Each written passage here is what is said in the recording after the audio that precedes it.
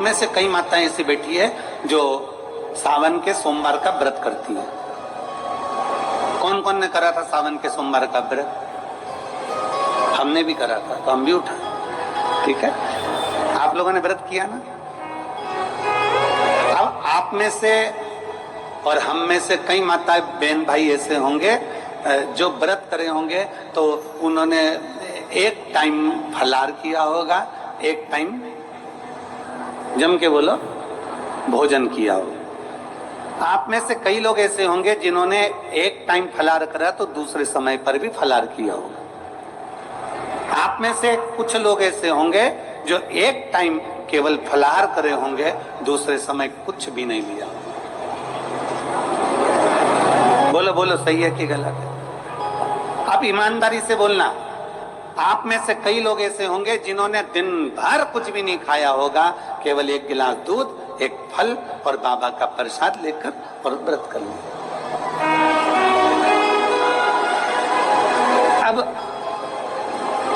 आप में से कई लोग ऐसे भी होंगे जिन्होंने दोनों समय भोजन करा होगा और सुबह नाश्ता भी किया होगा, दिन में पानी पूरी भी खाई होगी, शाम को थोड़ा भगर भी, सब खाया। अब जरा बहुत गहन चिंतन वाला विषय है, जरा ध्यान दीजिएगा। एक व्रत करा, एक टाइम भोजन, एक टाइम फलाहार। एक ने व्रत करा दोनों समय फलाहार। एक ने व्रत किया कि मैं कुछ नहीं खाऊंगा, एक फल, एक गिलास दूध। एक ने सब कुछ खाया, मतलब दिन भर भोजन करा, दिन भर भोजन करा। अब जो एक समय फलाहार कर रहा है वो भी शंकर का भगत है, जो एक दोनों समय फलाहार कर रहा है वो भी शिव का भगत है, जो एक फल ले रहा है और एक गिलास दूध ले रहा है वो भी शिव का भगत है, और जो दोनों समय भोजन कर रहा है वो भी शिव का भगत है। अब शंकर जी से पूछा जाए कि इनमें से तुम मुक्ति किसको दोगे, इनमें से तुम मोक्ष किसको दोगे, इनमें से सबसे पहले तुम किसकी सुनोगे, किसकी सुनोगे? तो भगवान देव महादेव का चरित्र कहता है माता पार्वती से, पार्वती भले तुम भूखे रहो मत रहो, और इतना जरूर करो कि किसी का दिल ना दुखे, तो मैं प्रसन्न हो जाता हूं और वर प्रदान। तुमने व्रत किया ना किया, तुमने साधना करी ना करी, तुमने तप किया ना किया, तुमने उपास किया ना किया, पर इतना जरूर करो कि जिस दिन तुम्हारा व्रत, जिस दिन तुम्हारा व्रत है, उस दिन तुम्हारे मुख से अपशब्द ना निकले। जिस दिन तुम्हारा व्रत है उस दिन तुम्हारे मुख से आड़ा टेढ़ा ना निकले। जिस दिन तुम्हारा व्रत है उस दिन तुम अपने पिता, पति और परमात्मा, इन तीन के झूठे बर्तन अवश्य घिसे, अवश्य मांजे।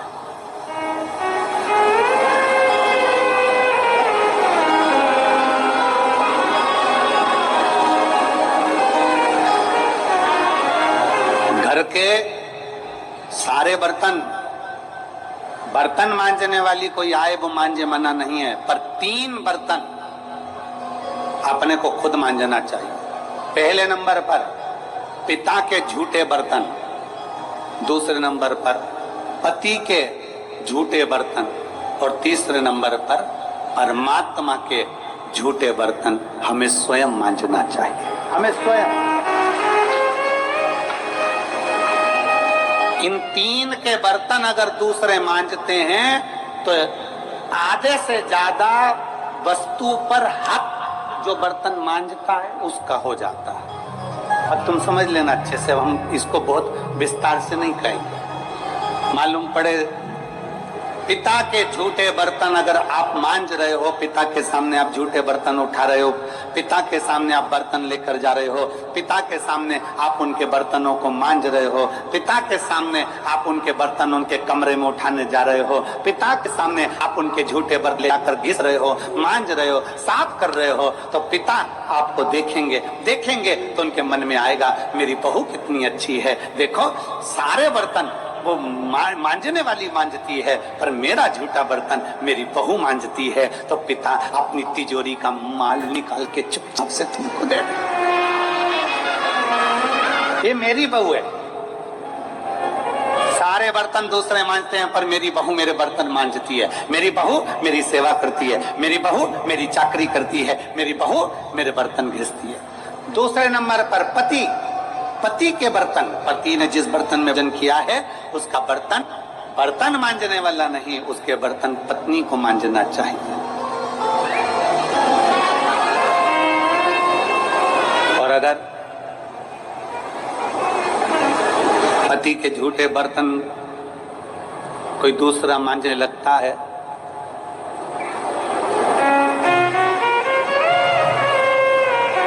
तो एक दिन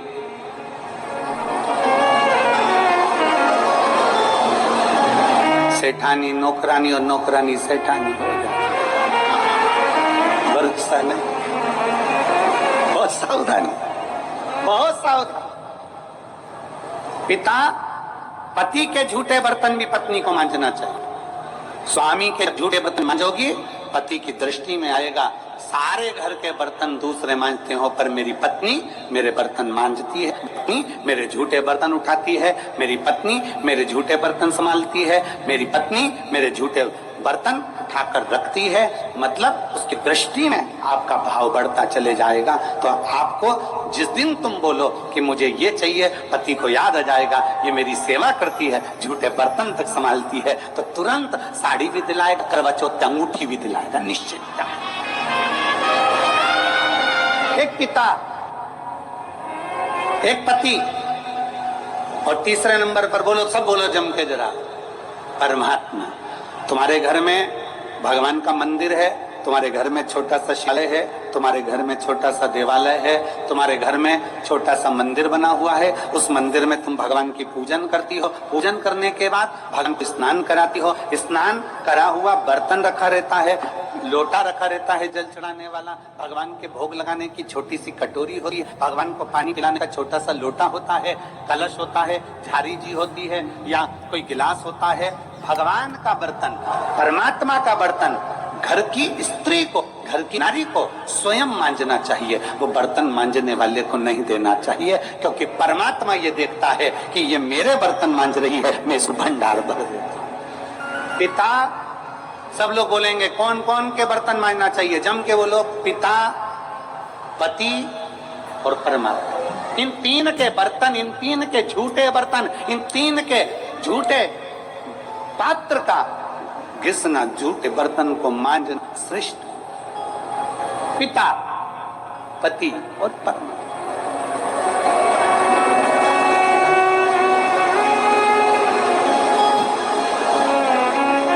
श्रेष्ठ। एक विश्वास अपने भीतर जागृत करें, और जिस दिन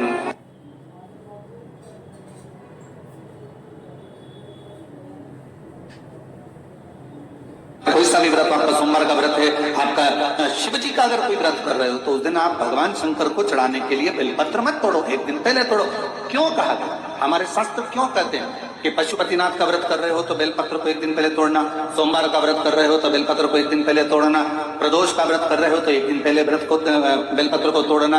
एक दिन पहले उस बेलपत्र को क्यों तोड़ा जाता है? जिस दिन हमारा व्रत रहता है उस दिन हम बेलपत्र क्यों नहीं तोड़ सकते?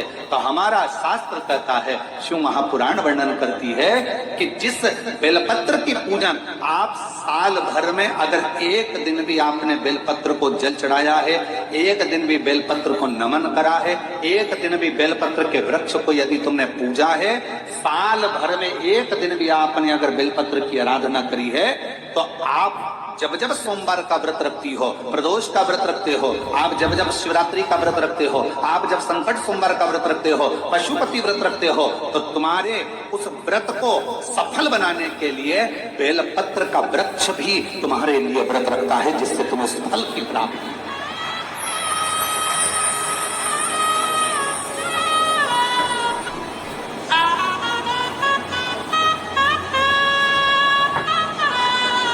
कथा सुनने आ रहे हो? घर के बाहर बेलपत्र का पेड़ है,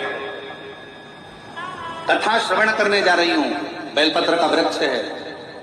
नहीं, आपको अगर कथा सुनने जा रहे हो तो बेलपत्र अगर चढ़ाना है तो एक दिन पहले आप बेलपत्र को उतारो। कथा सुनने के लिए जा रही हूं और बेलपत्र रास्ते में से तोड़ कथा में जाकर बैठ गई, बेलपत्र शिव पुराणों को समर्पित कर दिया या कथा में समर्पित कर दिया या विचार करा कि मेरा बेलपत्र व्यासपीठ तक जाएगा, झोली में डाल दिया। ध्यान रखना, कथा सुनने के लिए आ रही हो, सामने बेलपत्र का वृक्ष दिख गया, उसको झुककर प्रणाम करो, नमन करो और कहो मेरे बाबा, मेरे शंभु, आपका दर्शन कर कर जा रही हूँ। मैं जानती हूँ इस बेलपत्र के वृक्ष में गौरी शंकर है, मैं जानती हूँ इस बेलपत्र के वृक्ष में नारायण लक्ष्मी है, मैं जानती हूँ इस बेलपत्र के वृक्ष में 64 योगनियां है, मैं जानती हूँ इस बेलपत्र के वृक्ष के तने में स्वयं कुबेर बैठकर साधना करता है। इस बेलपत्र के वृक्ष को मैं नमन करती हूँ। बाबा, आपसे प्रार्थना करती हूँ कि मैं कथा सुनने के लिए जा रही हूँ, जब मैं कथा सुनकर वापिस आऊं ना, हे बेलपत्र महारानी, हे बेलपत्र के वृक्ष, हे शंकर, ऐसी कृपा करना कि मेरी खाली झोली को भंडार से भर देना, उसको नमन करना। और हम क्या करते हैं, कथा सुनने जा रहे हैं तो बेलपत्र का वृक्ष अपने आंगन में है या बेलपत्र का वृक्ष रास्ते में पड़ गया, 4-6 बेलपत्र तोड़ लिए, कथा में जाकर बैठ गए, कथा सुन ली, बाद में बेलपत्र समर्पित कर, ना ना ना ना, आते समय बेलपत्र को नमन करते हो,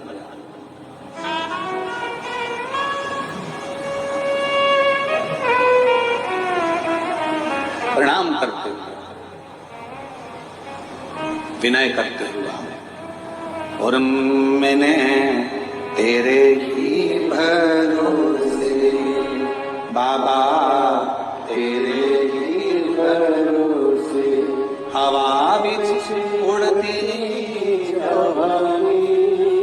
बाबा, डोर घर तो छड़ीना में कटी जवानी, बोले मैं तेरी पतंग शंभू, मैं तेरी पतंग हवा बिच उड़ती जवानी, बाबा डोर घटोल छड़ीना में कटी जवानी, बोले मैं तेरी। आप उसको नमन करिए।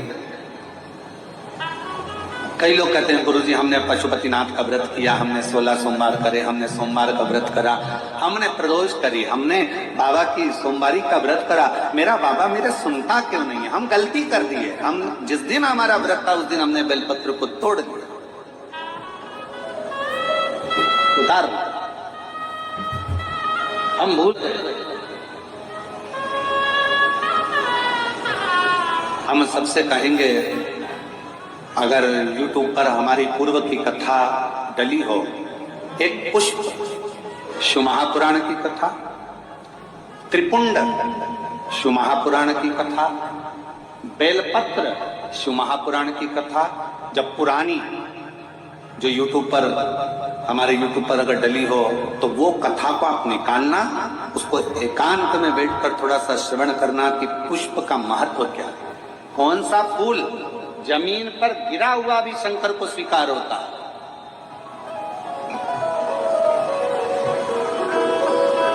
कौन सा पुष्प शिव को किस स्थान पर चढ़ाया जाए, क्यों सोमवार, अष्टमी और ये अन्य जितनी तिथियां होती हैं, अमावस्या, पूर्णिमा, प्रदोष, चतुर्दशी, त्रयोदशी, ऐसा वर्णन उसमें आता है कि इन दिन बेलपत्र को नहीं तोड़ा जाता। अष्टमी, नवमी, ये तिथियां क्यों नहीं तोड़ा, इसलिए क्या कारण है कि इन तिथियों पर बेलपत्र को नहीं तोड़ा जाता? तो कहा जब हम रोज बेलपत्र को जल चढ़ाते हैं, शंकर की आराधना करते हैं, तो बेलपत्र के वृक्ष के नीचे बैठकर देवता भी हमारे कल्याण की कामना करते।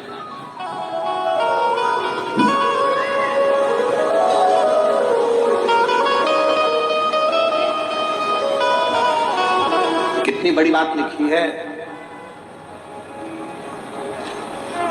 लिंग पुराण को उठाकर अगर आप पढ़ेंगे तो उसमें लिखा है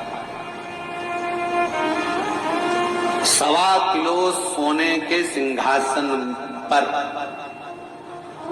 कितने किलो? जम जम के बोलो जरा, आवाज नहीं आई। 1.25